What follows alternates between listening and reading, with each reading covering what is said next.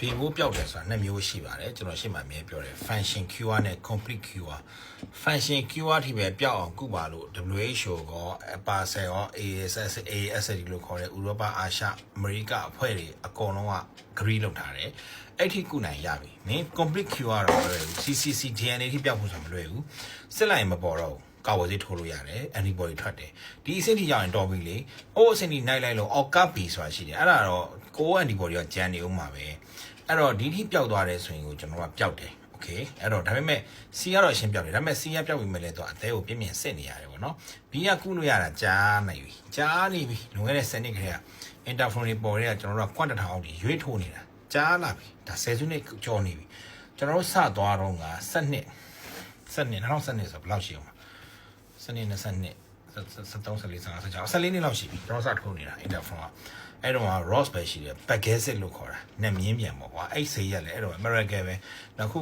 ခေတ်ထိုးတယ်လို့ပေါ့နော်ဒါပေမဲ့သူကတော့ side effect တွေလည်းများတယ်ဒီလိုနေကြတယ်စိတ်တိုးတယ်အိမ်နဲ့ရန်ဖြစ်တယ်အဲ့လို side effect တွေရှိတယ်ဒါပေမဲ့ဆရာဝန်နဲ့ patient နဲ့ report ကောင်းနေထိုးလို့ကောင်းတယ်ကျွန်တော်တို့ကောင်းပြီးကြတော့ပြောတယ်ဆိုတယ်ပြောမေးဘာဖြစ်တော့ညာဒါလိုနေစိတ်ချမ်းသာအောင်နေဘာဖြစ်နေကြမိသားစုလည်းဒါသူပျောက်မှသူထိုးနေတာ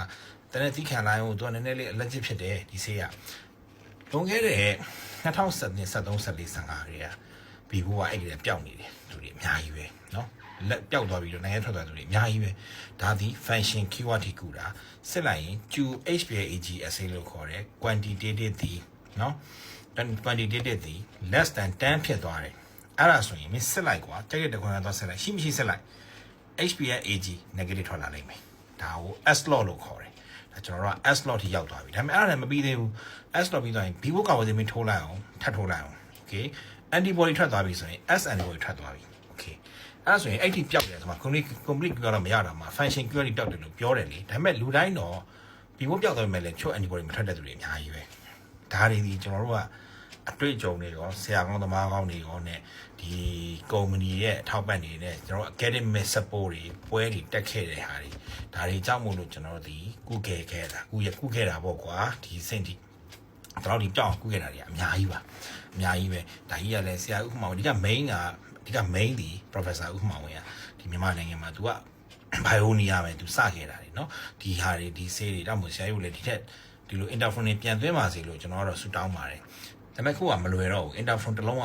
တန်ကြီးကဒေါ်လာ100လောက်ဖြစ်နေပြီဒေါ်လာမမှန်ငွေဆို4သိန်းလောက်ရှိမယ်4သိန်းကျော်မယ်အလုံး48လုံးထိုးရအတွက်ကြည့်ကွာအလုံး50 50 20သိန်း200လောက်ကြာမယ်ခုခေတ်မှာထိုးရင်မလွယ်ဘူးလေဒါ interferon ဈေးပဲရှိသေးတယ်ကွာကဲရိုးရဲတော့ထင်ဘယ်လိုလုပ်မလဲမလွယ်ဘူးအဲကြတော့စောင့်